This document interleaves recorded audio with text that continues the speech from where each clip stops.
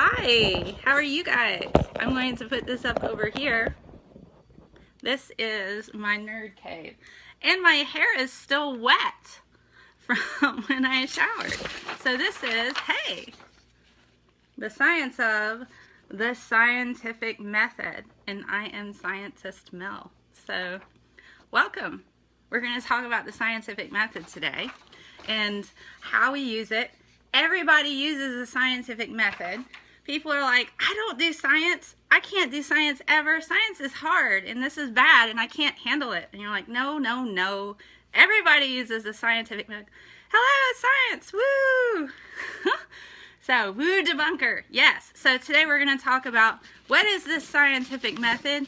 What do we do with it? Anybody does science, and I'm going to give you practical everyday examples, and I'm going to actually show you the most natural form of scientist we have on the planet, known as the baby. Okay, so what is the scientific method? Well, the first thing we do is we observe. We're like, we see something and we're like, okay, I saw that.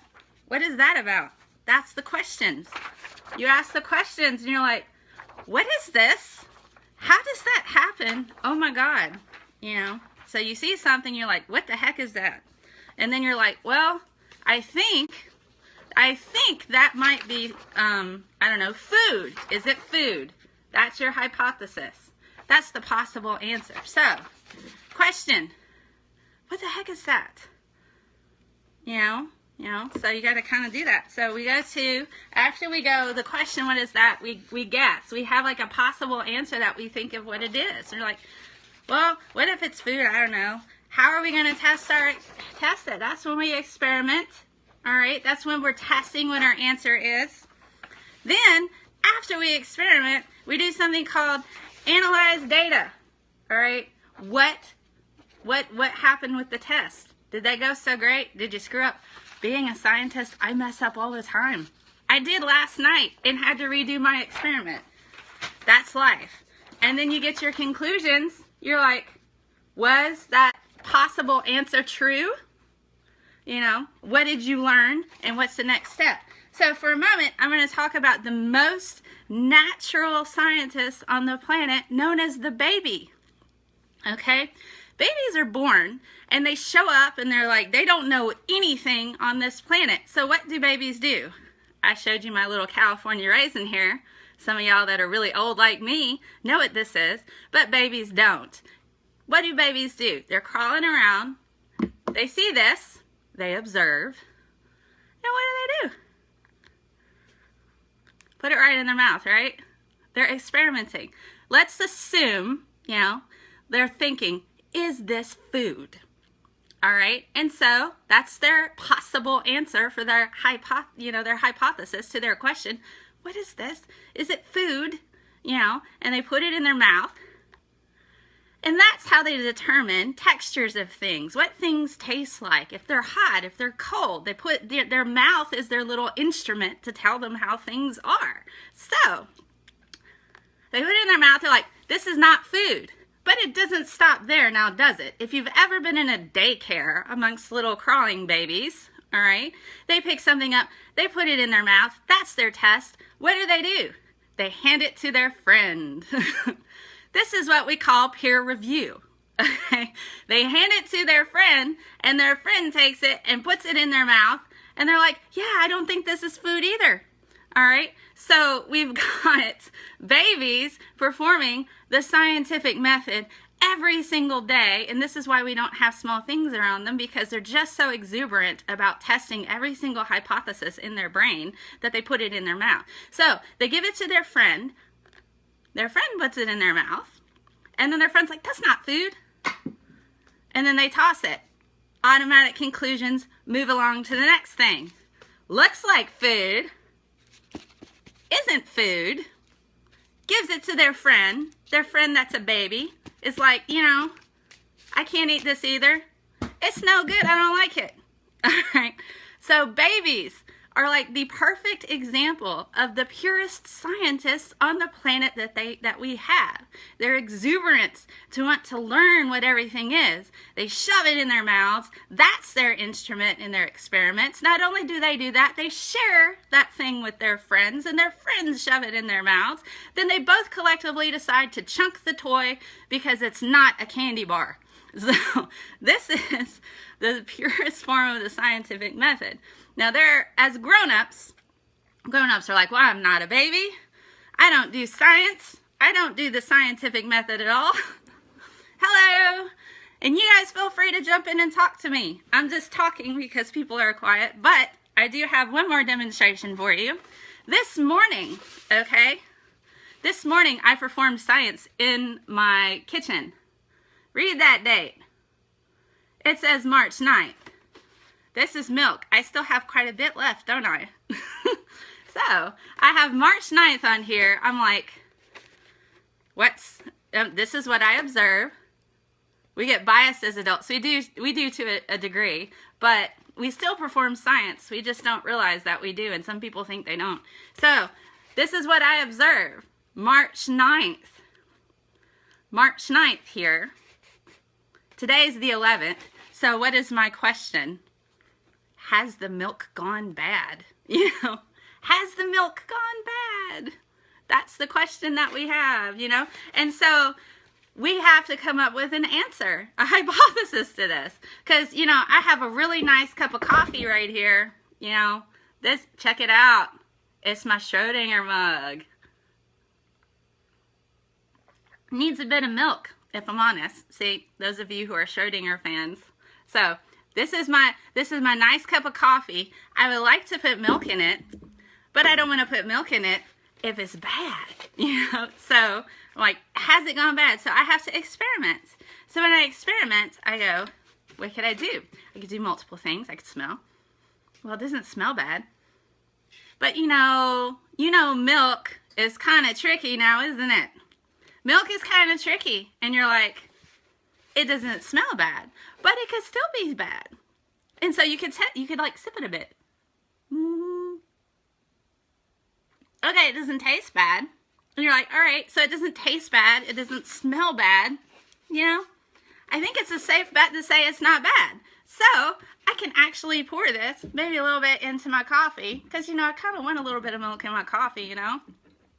And this is the scientific method here, performed in your kitchen every day. And people don't realize, you know, but they don't think of that way. Hello! Is that for Rose Raja 8? You'll have to forgive, my hair is still a bit wet because I showered for you guys. Scientists don't always get to shower so often. I was up late running experiments. So, we do this type of scientific method every day in our own kitchen. And people, they get so scared. They're like, I can't do science, you know, that's just the art. But I think the problem people have is they don't see that it can be broken down that way. You observe, then you have your question, then you try to guess what the answer to the question is, and you do that in your kitchen. You do this when you Google for answers on the internet. People are performing the scientific method even when they're looking for answers on the internet. So, if you have a question, I answered a question today about why is the sky blue on my Scientist Mel account. So, if you follow that, you can ask me questions there. And somebody said, why is the sky blue? So, I said, well, gas particles scatter certain types of light, and blue wavelengths are what they scatter the most of. But he could have just taken my word for it, or he could have Googled it on his own. But then you might get a site that's not reputable. You look for multiple sites to see if you have repeatable results, and that's going to be the one that's closest to the correct answer. It's really like that. So you analyze those results that you get from your Google searches, right?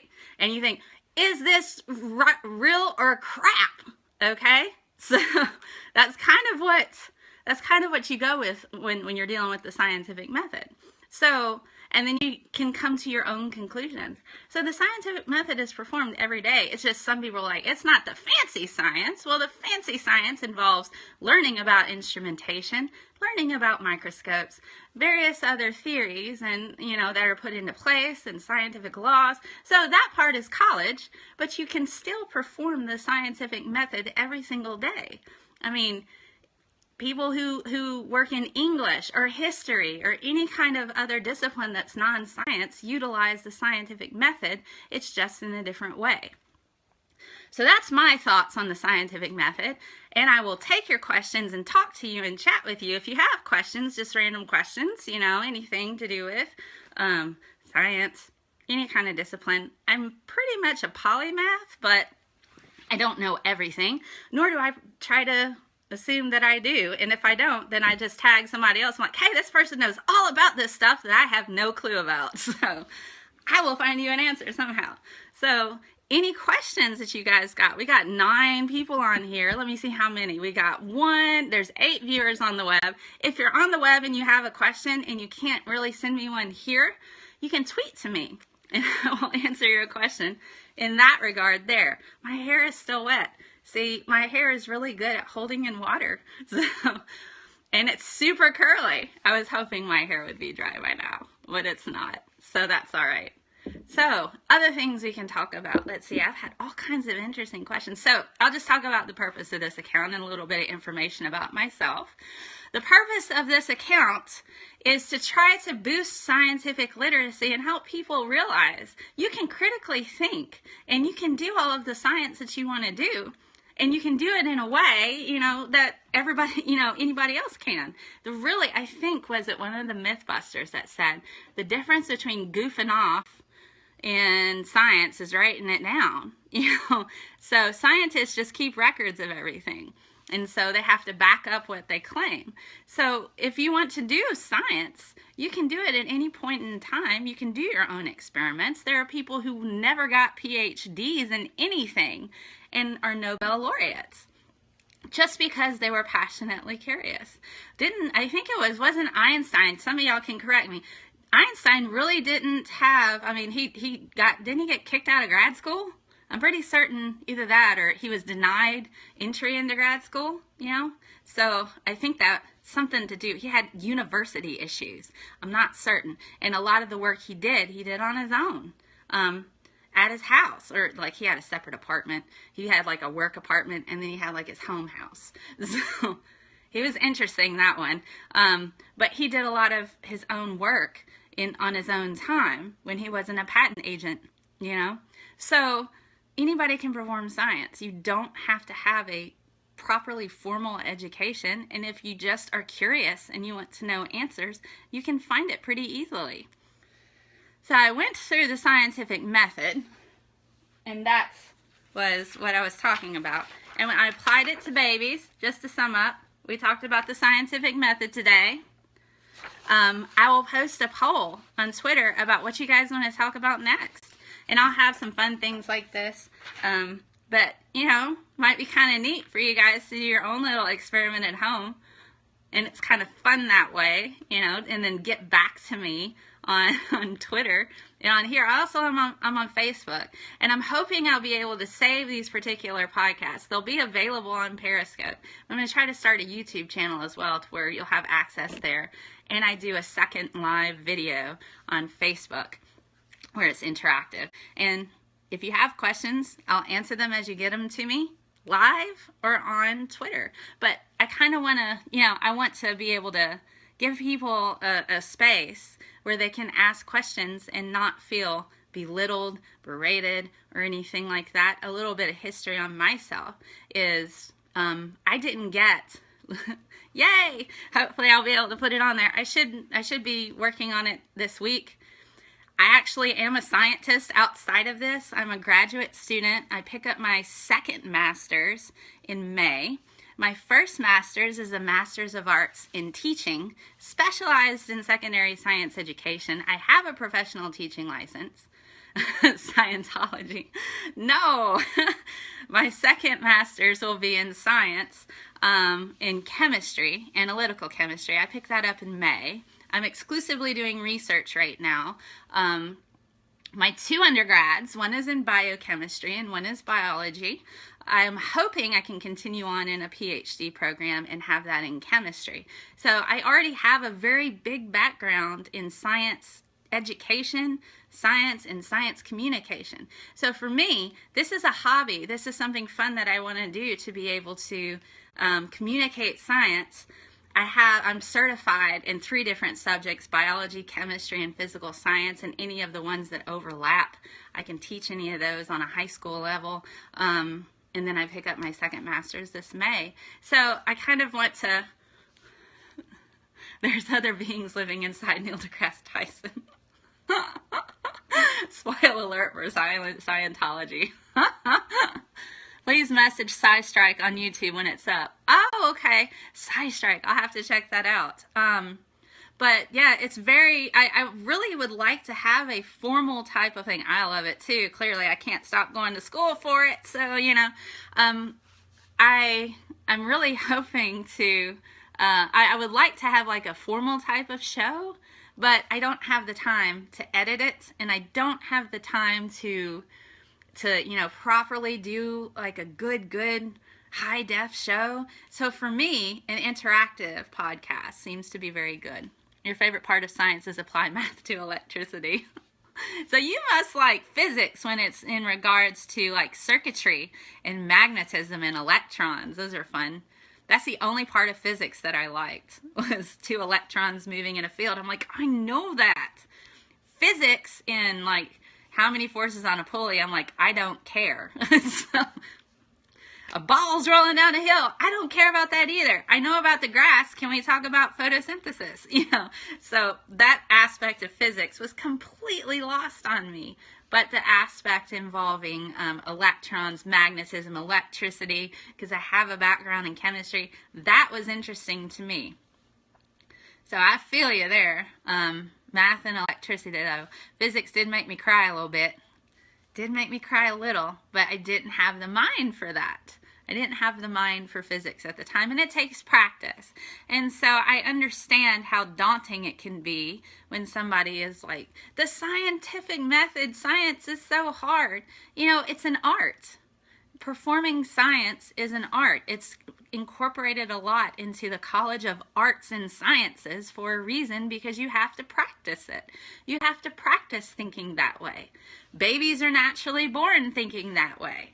But, you know, as adults, I think Neil deGrasse Tyson, it's like deconstructing real life simulation. Yeah, it kind of is. Physics is pretty cool in that regard. You know, and Neil deGrasse Tyson had it best. I mean, children and babies are passionately curious to begin with. They perform that scientific method all the time. They're like, what is this? I need to find out. And then their experiment is asking us, adults, why does the moon follow the car when you're driving? You know, or why is the sky blue? Why don't we have colors of hair that's like pink? Oh, wait, she has pink hair. Why does she have pink hair and I don't? You know, babies and children, they're passionately curious, and they want to know the answers to these questions. And so that's how they go about getting the answers, is asking the people who do. They're supposed to have it. And if you don't have the answers, you Google for them, and it's great. Why aren't we harvesting asteroids yet? Harvesting asteroids. Okay. Why aren't we harvesting asteroids yet? Man, I don't know. But that requires a lot of, you know, remote, you know, physics to try to determine the trajectories and being able to move. You know, that is not my field, but I'm inherently fascinated by it. So, do you know it rains liquid diamonds on Jupiter? I thought it did that on one of the moons, like Titan, one of the moons of Pluto, I believe is what it was. Titan's one of the moons of Pluto, right? I thought that's where you find diamonds, because it's heavily methane atmosphere. And they're thinking, if I'm correct, with the methane atmosphere, because it's a carbon-based molecule, it's possible that we might have single cellular life there, because bacteria can actually utilize methane. You'll ask Pluto next time you see him. The dog Pluto, woof woof. Disney, You know, it's funny. I think it's completely random thought. You look at Goofy and Pluto. They're both dogs, but one's like half person. You're like, I wonder how Pluto feels about that. This is my Schrodinger cat mug. So those of you who are just joining us, I did a form of scientific method before that we do all the time. Milk carton science. March 9th, today is the 11th. Is it bad? And then you have to kind of figure out whether or not it is. You're so excited for the new Disney movie coming. I'm trying to think. I missed the series Cosmos. When Cosmos came out with, Neil deGrasse Tyson, Seth MacFarlane is actually a big activist for science communication. He actually funded that with his own money. Cosmos. Oh, Beauty and the Beast. Otherwise known as Stockholm Syndrome, right? Beauty and the Beast, boy, that has some psychological questions in that film, doesn't it? So, does she actually fall in love with Beast, or is she really there, because she's there to try to be there just to save her dad, The psychological questions are, he like forced her. There's like consent issues there. And, well, she willingly stayed, but only because he was going to kill her dad. So,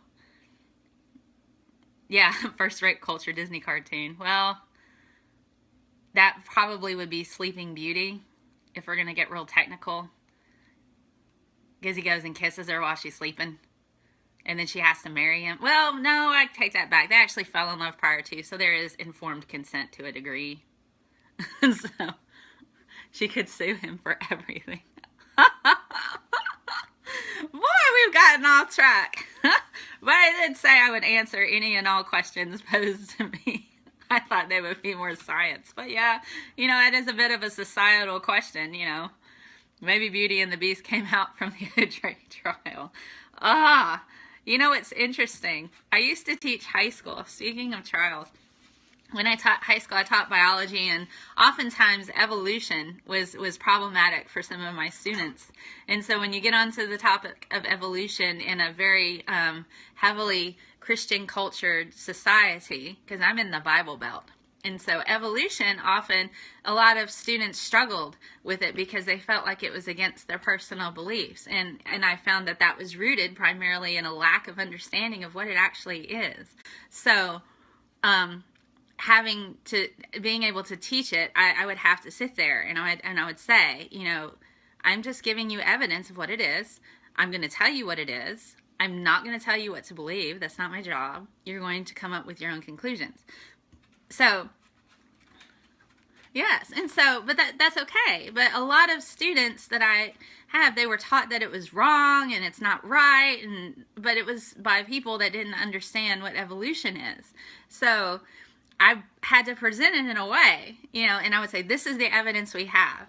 And I think one of the most pivotal moments in my classroom once, the Bill Nye and Ken Ham debate was a heavy, heavy, heavy debate in my classroom. And they would look at me and they'd be like, did you watch it? And I'm like, yeah, I watched it. And they said, what did you think about it? What did you think about it? Give me your thoughts. I said, I will just sum it up to the last question they were asked. I didn't want to hash out everything.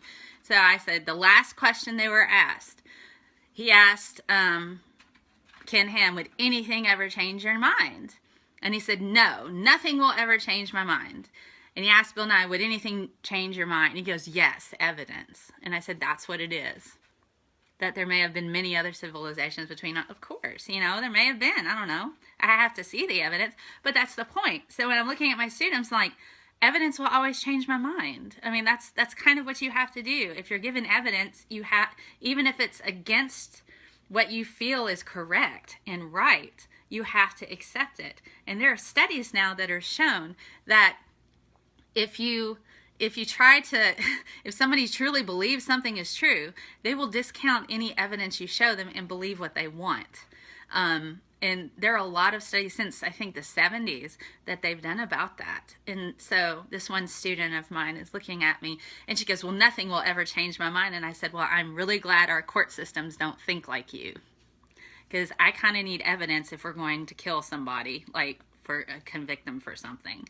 So I need evidence for that. And that's kind of where that bias comes into play. So everybody has bias. Everybody does.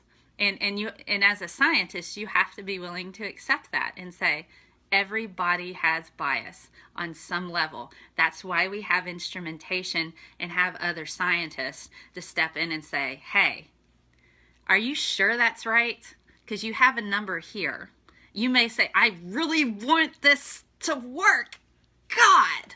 And then you're like, this is the answer. And they're like, no, it's not. And you may really want that answer to be right. And you're like, oh, I have to do more work now. So even as a scientist, it's inherently frustrating to sit there and have somebody say, you did that wrong. And you're like, God. But that's the process. And that's where the practice comes into play. And that's kind of why science is an art, because you have to practice it all the time, just like the piano, just like the violin.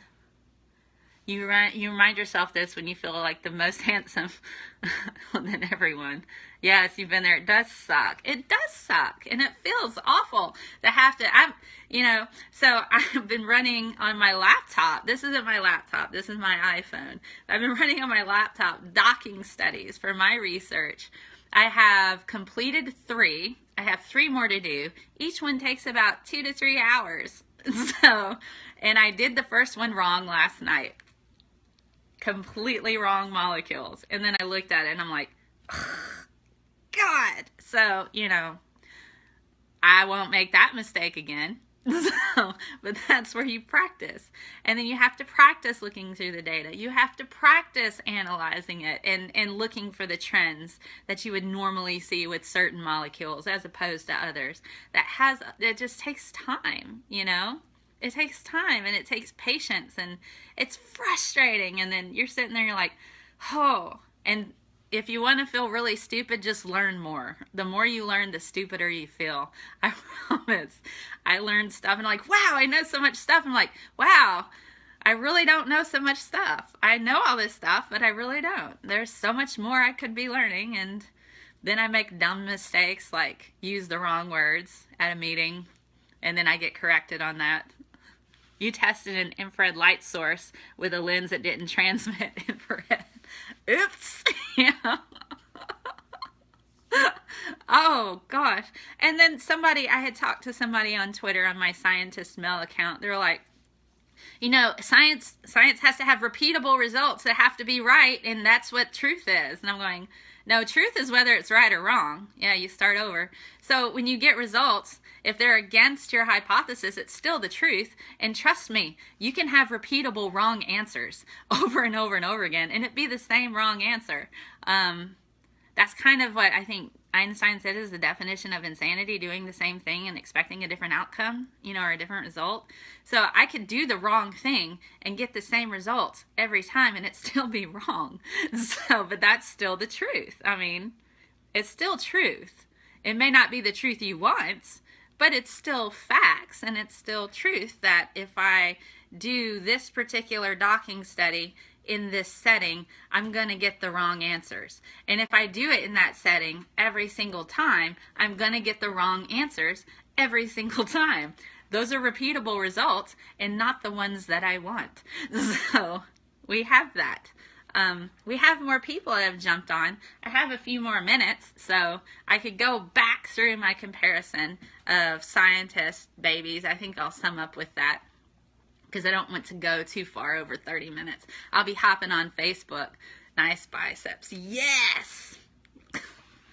Be my muscles, my muscles. Those muscle cells stretching and bending and filling in.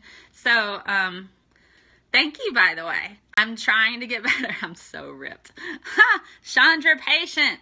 Happy first day on Periscope. So, I'll briefly go back over why I think babies are the perfect scientists.